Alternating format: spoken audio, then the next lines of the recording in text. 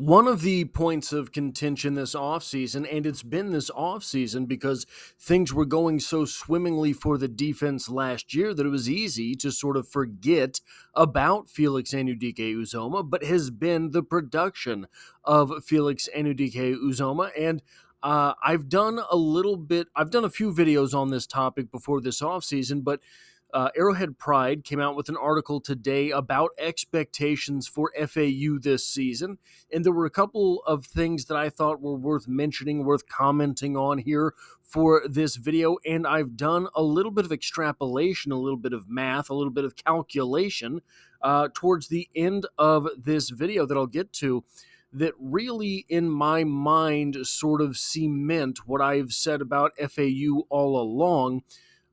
Not to toot my own horn, but I think that it is worth repeating because this is sort of a thing that we see on trajectory oftentimes for players of his position.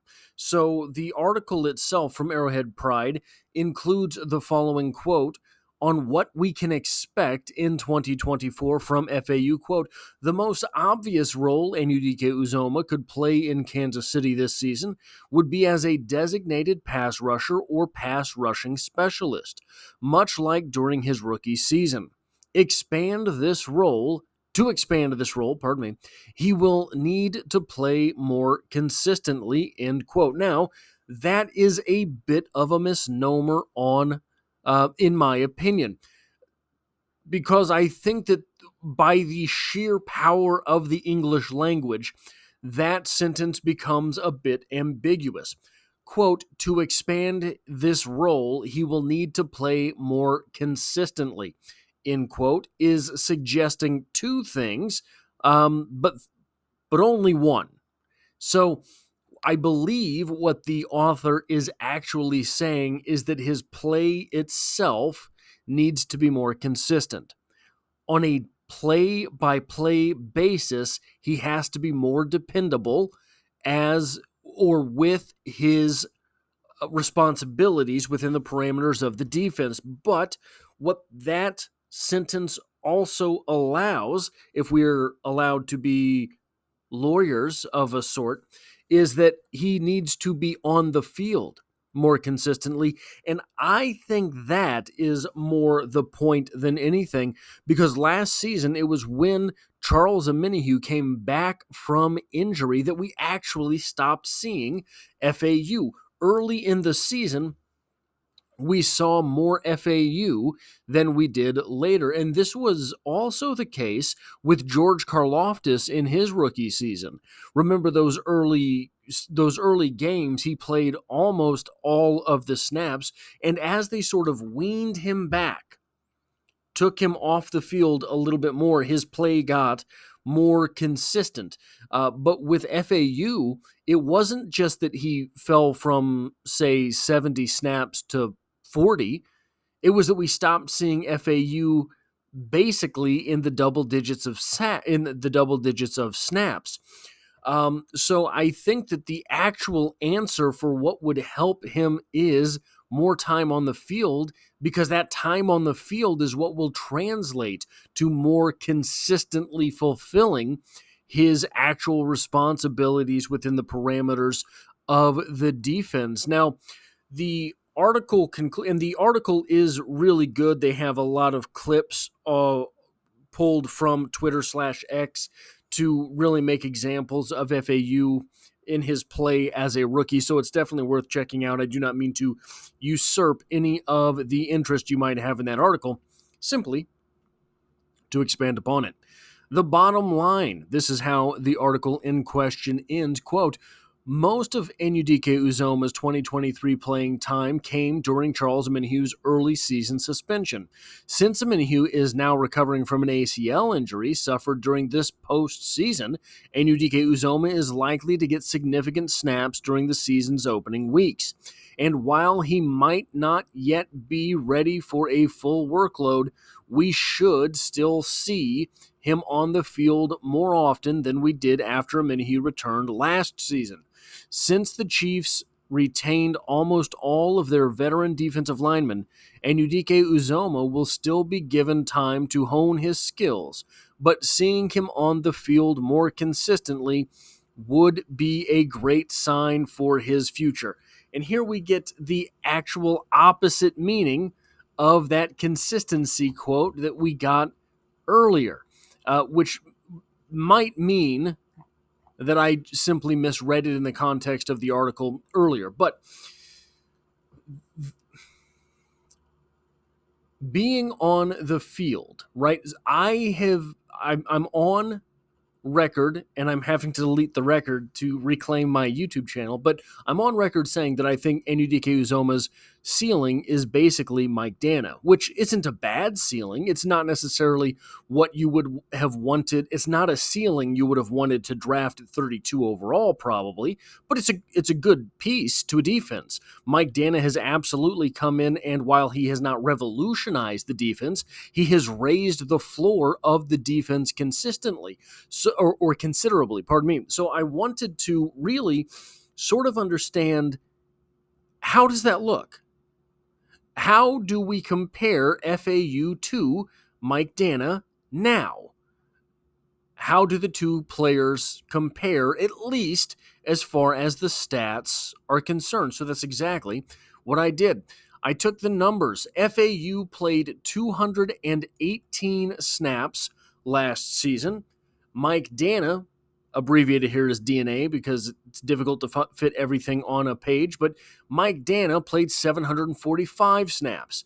745 snaps is essentially 3.42 times 218. So if you take all of FAU's stats and multiply them by 3.42, you get a rough estimate of what FAU would have been doing on the field for 745 snaps, Mike Danna's season, as opposed to the 218 that he actually played. Now, FAU contributed 14 tackles in his 218 snaps compared to 50 by Mike Danna. If you multiply FAU's 14 tackles by 3.42, you get 48 tackles. So basically, on a tackles basis, it's the same thing, right? And whether or not they run to your side one or two more times during the course of 745 different snaps, that's a matter of chance, right? So 48 tackles, if you extrapolate his 218 snaps to 745, is about the same. FAU had 2 tackles for loss in those 218 snaps. Mike Danna had 7 tackles for loss stretched across 745 snaps. If FAU were on the field for 745 snaps, he would have had 7 tackles for loss as well.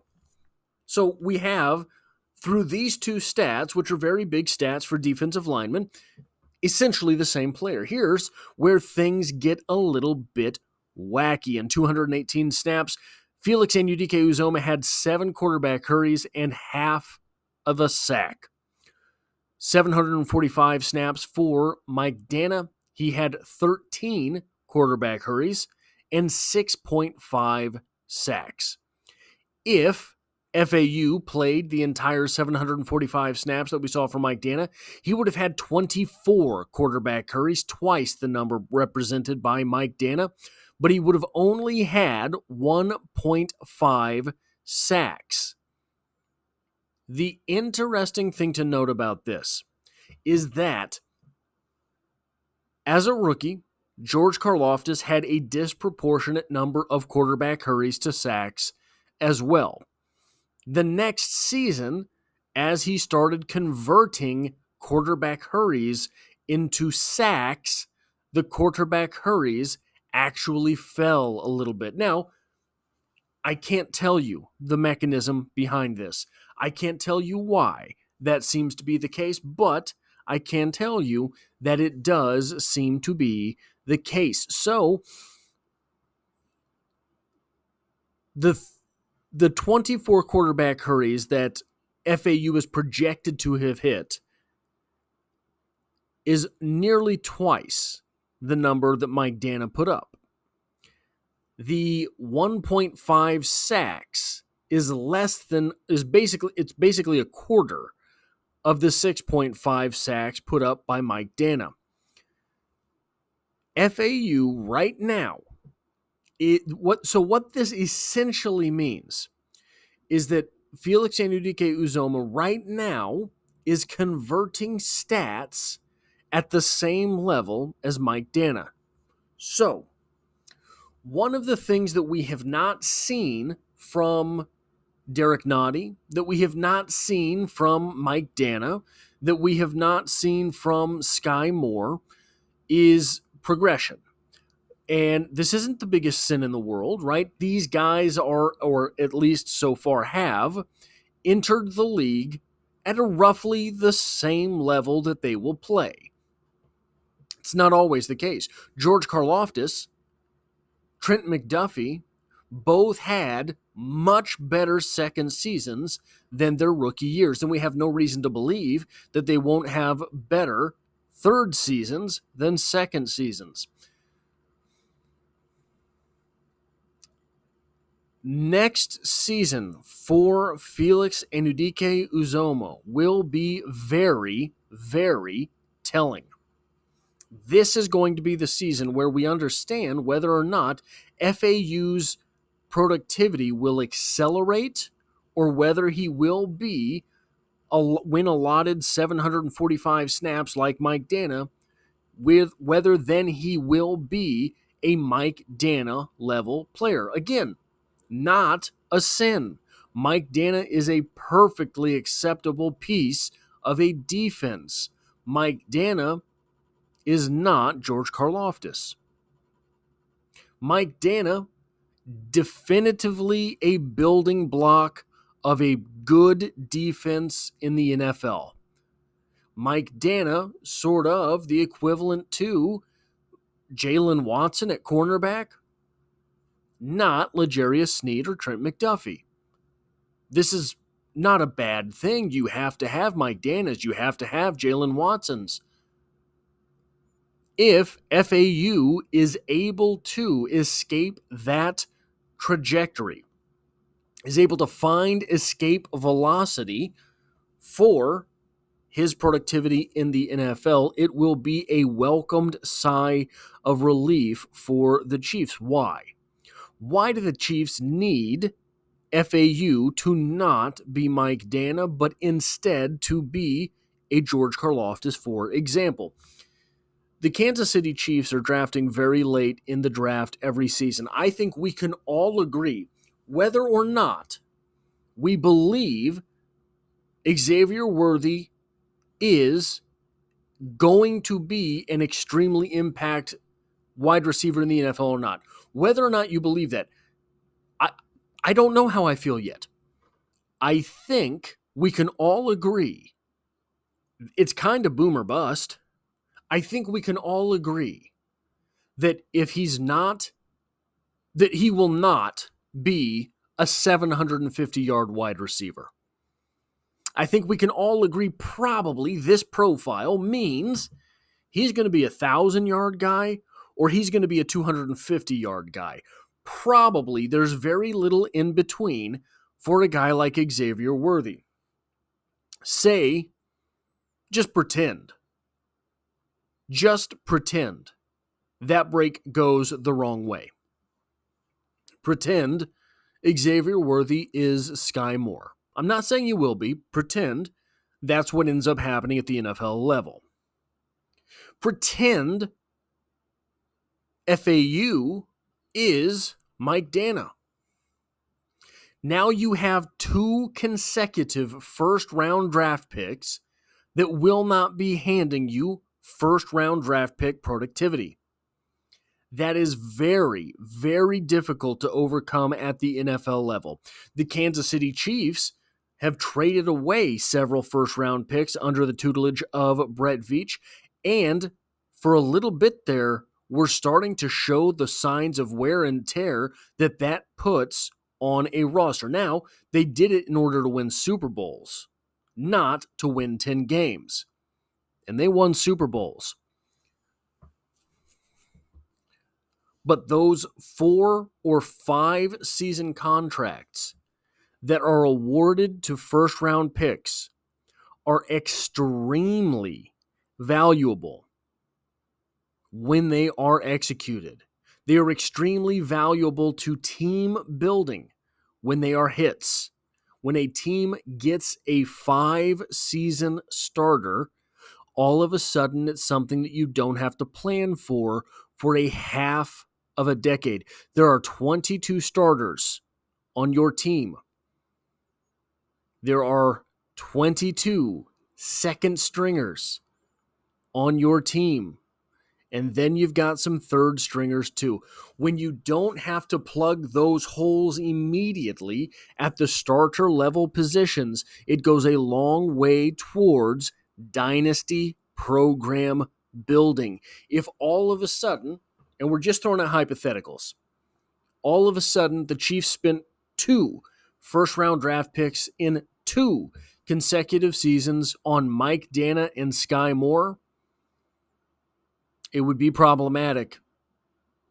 I'm not saying that's going to be the case, but that would be problematic. That is all I have for this video. If you like or appreciate what it is that I do here on the channel, hitting the like button really does help me out, as it tells YouTube to share this video with other Kansas City Chiefs fans. And if you find yourself here by chance but not design, consider hitting the subscribe button in order to stick around for more Chiefs content in the future, because the Chiefs are the only thing I talk about, and I hope to have you back for the next one.